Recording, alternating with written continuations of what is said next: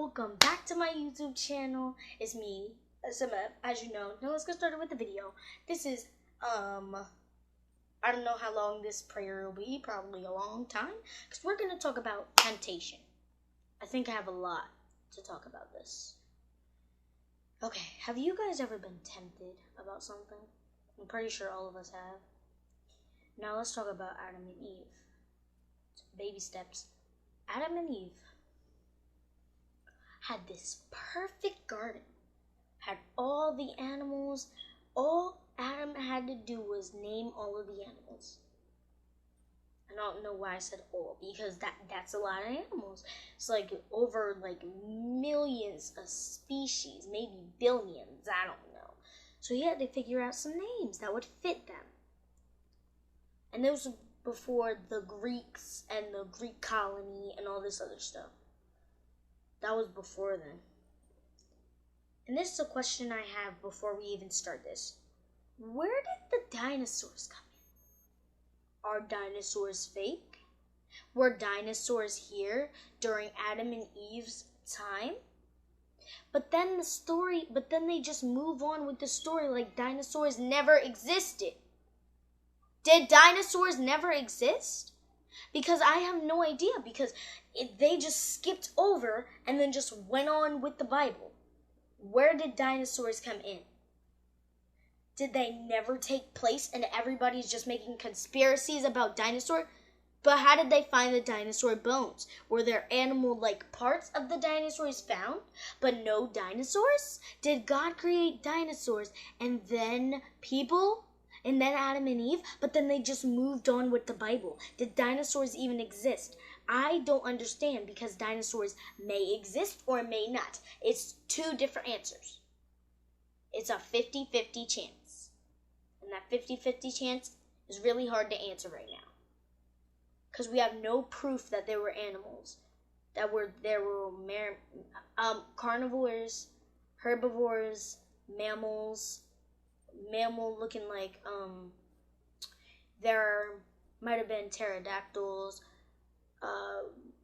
triceratops, and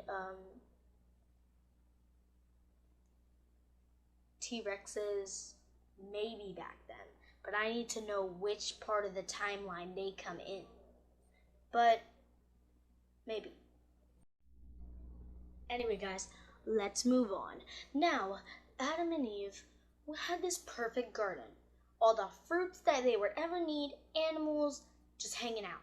And then Eve is humming, having a great time, just picking apples. Pretty sure they looked like apples. And then she saw and then before any of this, God commanded them, do not take from the tree of, oh Jesus, bring it back to my remembrance, of good and evil knowledge, or something like that. Of the knowledge of good and evil. Pretty sure. The tree of knowledge, good and evil. And Eve was just walking past it. And then a serpent. When did Adam name the serpent? Never. Because it was an animal of the devil. Now that the devil sent, he would have named it, but the animal was sent from the devil. He used an animal. Probably possessed it, I don't know. And then Eve was just walking past, and then the serpent said, hey.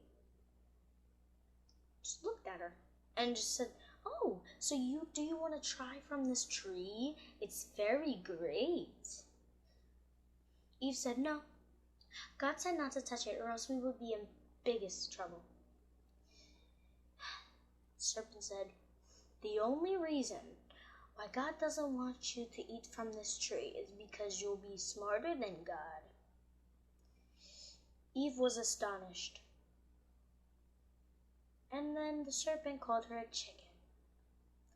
This isn't really temptation. This is more like getting talked into it. Also temptation, mixed with getting talked into it. So then,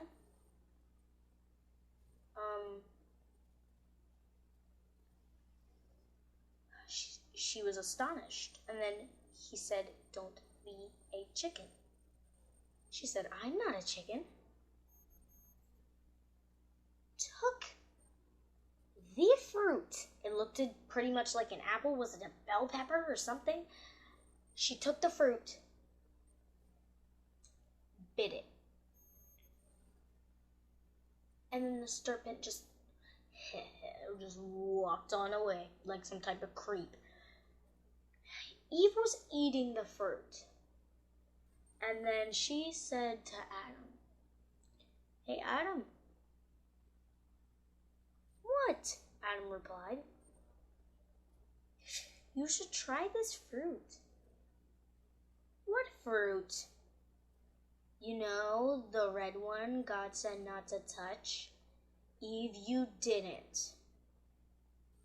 "I did." "Now come on, it's not that bad." Adam got talked into it by Eve. She bit into it. He bit into it. Then they realized everything. Then God said, then they were hiding in the bushes. How stupid do you have to be to hide inside the bushes? I understand they were the first people and they didn't know.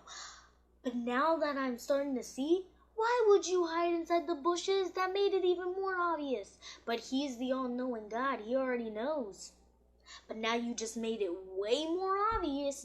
Good job, Adam and Eve. Oh, he's gonna be mad. Hid behind a bush. A bush. God can see over a bush.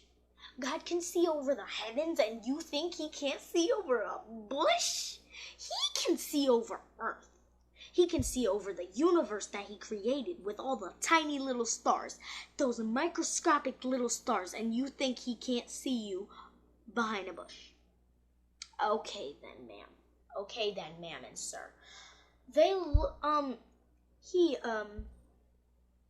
God said, "Why shalt thou hide?" They said, "Oh no, we're just trying to cover ourselves up," because they realized that they had no clothes on. Then God said, "I know what you have done. Why have you done it?" "No, that serpent over there talked me into it. She talked me into it." Really, we're playing in the blame game. Come on, we're playing the blame game. Might as well just fess up to it, because now God is even more mad with you. Actually, no, because God never gets mad at anybody, which that's very confusing, because I would get mad, like, literally instantly, but he can't get mad at anything. Maybe he's disappointed. He's not mad, though, because the emotion of mad is not inside of his dictionary. Not inside of his dictionary. He said, okay. Gave them some garments, told them to leave, and then an angel closed the with two sticks of fire, enclosed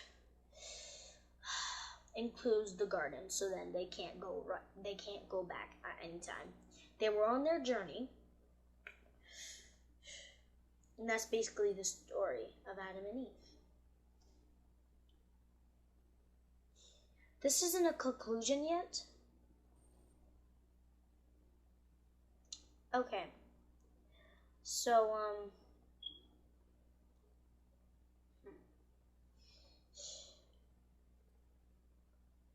okay, so this is the thing that conclusion. Don't get tempted by anybody that doesn't seem like the right person to get tempted by. If it's the wrong thing to do, do not get tempted by it. I know it's tempting, obviously. Almost everything is tempting these days.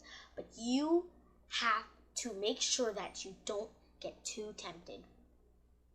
If you get too tempted and then somebody talks you into it, like the serpent did to Eve, and then it was a whole chain reaction. One thing can cause another thing to fall, and then when that thing falls, it tries to make the other one fall, and when the other one falls, it's just a whole chain reaction, like sin. That's how sin got inside of every one of our lives. Our descendants, from descendants, from descendants, and etc. all sinned because of Adam and Eve. I mean, it had to happen. It had to happen. So then our lives could be good or bad, and bad. If it was just all good, well, actually, that would be the best life ever. But Adam and Eve did what they did. Nobody can change the Bible, can they? No. They can write a new book and then say, oh yeah, it is the Bible. But they can't switch around the history in the Bible.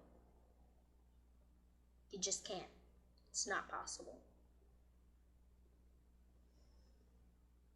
That's the conclusion. Not that you can't change the Bible. Don't get tempted. Or else, don't let anybody talk you into something bad. Because then it's a whole chain reaction.